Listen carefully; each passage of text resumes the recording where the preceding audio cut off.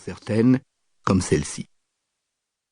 Il porte une prothèse auditive, un appareil numérique coûteux, équipé de petites oreillettes beige en plastique qui se lovent confortablement dans chacune des oreilles, comme des bébés escargots dans leur coquille, et qui est programmé pour atténuer les bruits de fond, mais atténue aussi, malheureusement, les bruits de premier plan, de sorte que ceux-là couvrent totalement ceux-ci à un certain niveau de décibels, comme c'est maintenant le cas.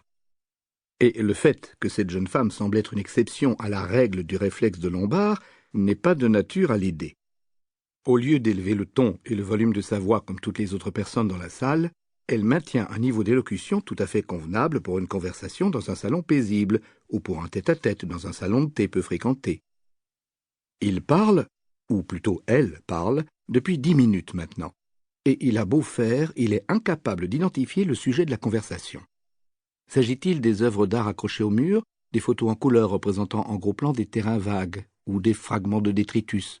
Il ne le pense pas. Elle ne les regarde pas ni ne les montre du doigt, et l'intonation de son discours, pour ce qu'il peut en saisir, ne correspond pas à ce schéma déclaratif caractéristique des palabres sur l'art ou de ses couillonneries artistiques, comme il dit parfois de manière irrespectueuse pour taquiner sa femme.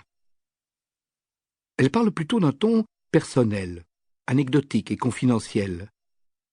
Il regarde le visage de la jeune femme pour voir s'il trahit quelque chose. Elle le regarde fixement d'un air sérieux avec ses yeux bleus et marque un temps d'arrêt dans son débit comme si elle attendait une réponse. « Je vois, » dit-il, ajustant son comportement afin d'exprimer à la fois son acquiescement et une réflexion judicieuse, dans l'espoir que l'une ou l'autre expression semblera adéquate ou tout du moins pas grotesquement inappropriée à ce qu'elle pouvait bien être en train de dire. Toujours est-il qu'elle semble s'en satisfaire, et elle se remet à parler. Il ne reprend pas son ancienne posture, il ne sert à rien en fait d'orienter son oreillette droite pour capter ce qu'elle dit, puisque le babillage de la réception se déverse dans la gauche.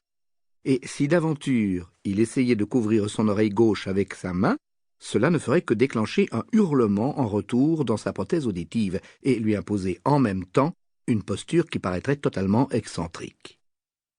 Que faire maintenant? Que dire lorsqu'elle s'arrêtera de nouveau de parler? Il est bien trop tard pour avouer « Écoutez, je suis désolé, je n'ai pas entendu un traître mot de ce que vous m'avez dit depuis 10 minutes. Ça peut faire un quart d'heure maintenant. Je suis sourd, voyez-vous, je n'entends rien dans ce vacarme. » Elle se demanderait raisonnablement pourquoi il ne l'avait pas dit plus tôt, pourquoi il l'avait laissé continuer à parler, hochant la tête et murmurant comme s'il la comprenait. Elle serait contrariée, embarrassée, offensée, et il n'a aucune intention de paraître grossier. C'est peut-être une des clientes de sa femme, qui sait. Par ailleurs, elle semble plutôt gentille, elle doit avoir entre 25 et 30 ans, elle a des yeux bleus étincelants, un teint pâle et soyeux, des cheveux de lin qui lui tombent sur les épaules, mais coupés droit avec une raie au milieu, et une silhouette naturellement gracieuse, à en juger par le petit puits d'ombre entre ses deux seins que l'on discerne par l'ouverture déboutonnée de son corsage. Sa poitrine n'est pas maintenue artificiellement par du silicone, ni tendue ou soutenue par une armature métallique, mais possède la plasticité trémulante de la chair réelle et en liberté, et une légère transparence de peau comme une jolie porcelaine. Et il ne veut pas laisser une mauvaise impression à cette jeune femme avenante qui a pris la peine de parler à un vieux schnock comme lui, même si ce genre de rencontre fortuite a peu de chance de se répéter. Elle marque à nouveau une pause dans son monologue et le regarde comme si elle attendait quelque chose. « Très intéressant, dit-il, très intéressant. » Espérant gagner du temps, attendant de voir si cela suffira, il porte le verre de vin à ses lèvres, mais pour se rendre compte aussitôt qu'il est vide, et qu'il lui faut l'incliner presque à la verticale et le tenir ainsi quelques secondes pour contraindre les dernières gouttes du chardonnay du Chili à descendre dans son gosier. La jeune femme le regarde d'un air curieux, comme si elle s'attendait à ce qu'il réalise un tour de magie, tenir par exemple le verre en équilibre sur son nez. Son verre de vin blanc à elle est presque plein. Elle n'en a même pas bu une gorgée depuis qu'elle a commencé à lui parler, de sorte qu'il ne peut proposer d'aller avec elle au bar se resservir, et il serait tout aussi discourtois de partir seul remplir son verre ou de l'inviter à l'accompagner dans sa démarche. Heureusement, elle semble comprendre son embarras. Non pas son véritable embarras, à savoir sa totale ignorance de ce qu'elle a dit, mais son besoin de boire un autre verre.